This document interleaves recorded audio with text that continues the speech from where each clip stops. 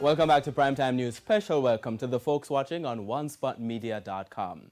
Up first this evening, the tourism ministry is in damage control mode as the ripple effects of British tour operator Thomas Cook's collapse Sunday night continues to take shape. Hundreds of thousands of travelers across the world have been affected, including right here in Jamaica. TVJ's Herman Green reports.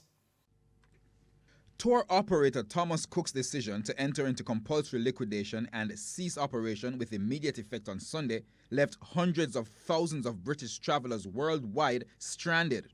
Jamaican hoteliers have had their fair share of these travelers, with Tourism Minister Edmund Bartlett confirming that 311 such visitors were stranded in Jamaica.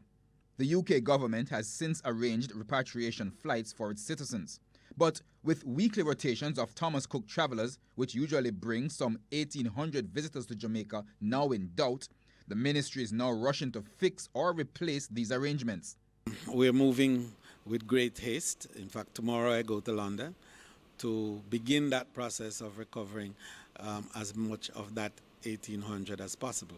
Heading into the 2019-2020 tourism winter season, Mr. Bartlett says the ministry had anticipated increased visitor arrivals and stopovers. However, while remaining optimistic, he admits that this new development will create challenges for those targets.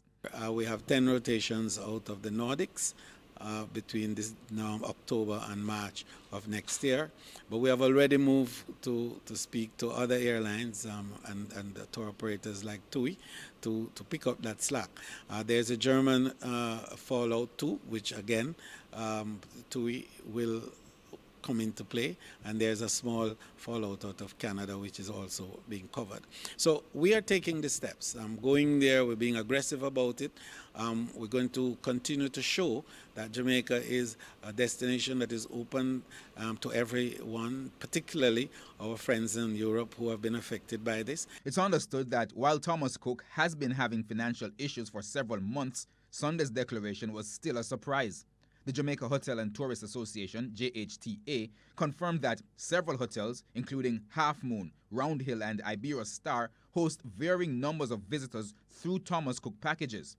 The company liquidation now raises questions about outstanding payments to local hotels for current guests. The arrangement with the ATAL system, which is a fund that has been set up, much like our Tourism Enhancement Fund here, to ensure that when situations like these occur, the suppliers are protected. So they will be paid for all of those visitors who are here. There are also scores of packages for future dates between October and March.